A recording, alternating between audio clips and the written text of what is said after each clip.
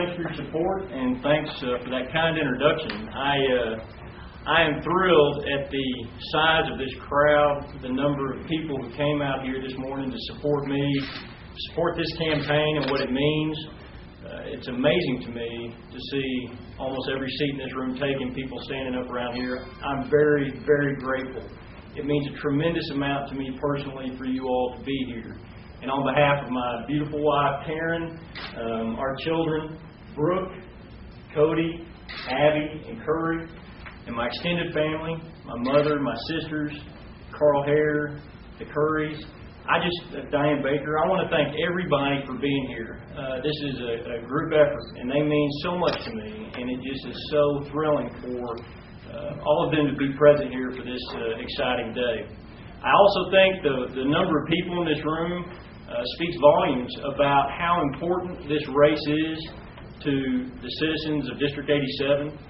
And I think it's also speaking volumes about the excitement this campaign has generated in just less than 1 week. So I thank each and every one of you for being here. 88 years ago, my great-grandfather, Jess Latham, settled in Amarillo. He had previously lived in White Deer and in Panhandle in Carson County. And he settled and brought his family to Amarillo and started a business that is in an industry that employs members of my family today here in Potter County. I'm very proud of my deep roots in this district and my longevity. I've lived most of my life here. I'm very proud to be a member and a citizen of this district.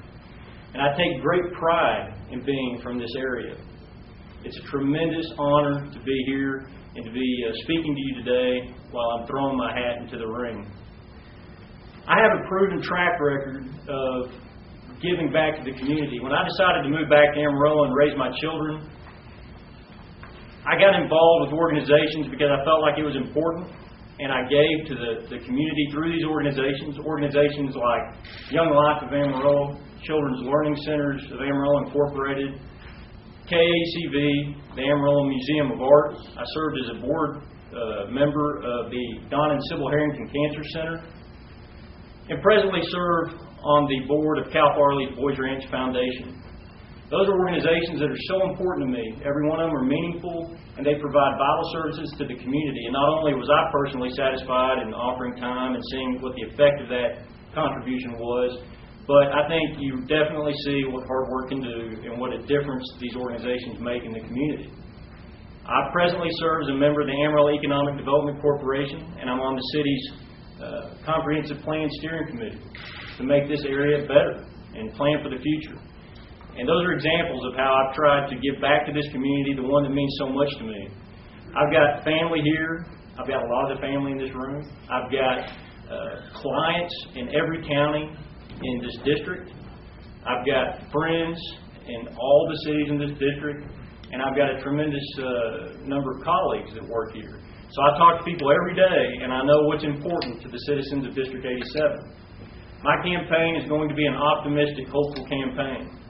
When David Swinford decided not to run for re-election, and by the way, I do want to thank David Swinford for his years of service in the House of Representatives. But when he decided not to run for re-election, I saw that as an opportunity for this district to elect somebody and send them to Austin who represents Panhandle values, somebody who's conservative, both socially and fiscally, and somebody who's going to go down there with a work ethic and with integrity, and that will represent what we know to be true here. Something that's not unique here, but might be unique there. So I definitely want to communicate my position on certain issues. You'll hear me talk about specific issues that are important to our state and that are important to our district throughout the campaign.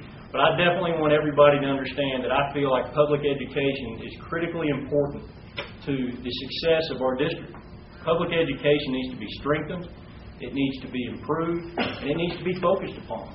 Public education is a cornerstone to what makes a successful economy. Public education and the strength and the training for our kids is important, but it's only as good as we want to make it. So the kids will benefit from a strong public education system, and so will employers.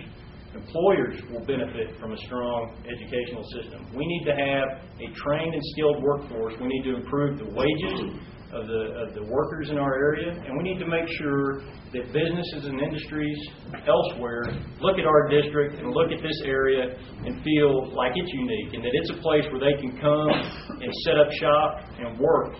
And I definitely will put the hardworking people in this district up against anybody when it comes to their work ethic, when it comes to their resourcefulness, when it comes to their day-to-day lives. We have honest people of integrity here, and it's like no other place in the state. And again, I'm so proud to be here and promote those interests down south in Austin. I also think providing a vibrant economy within the district is going to be critical. We have to make sure that workers and employers are cared for.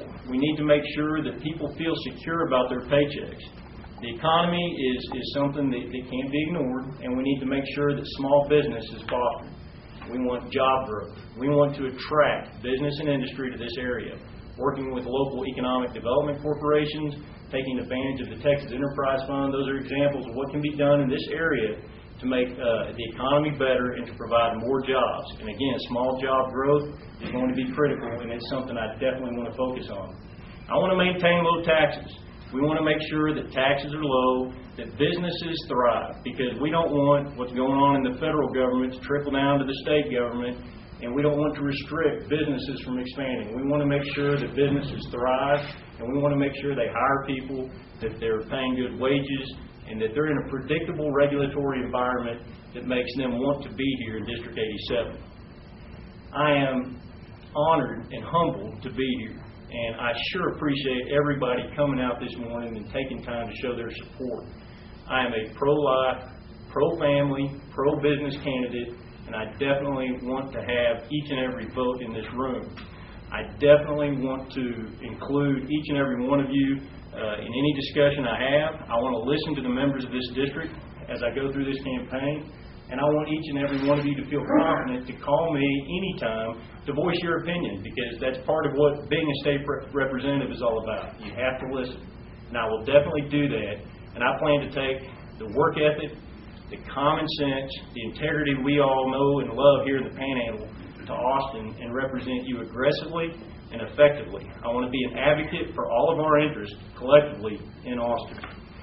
I definitely thank each and every one of you for being here. It is with pride, great pride in our area and hope for the future that I announce my candidacy for Texas State Representative District 87. Thank you very much.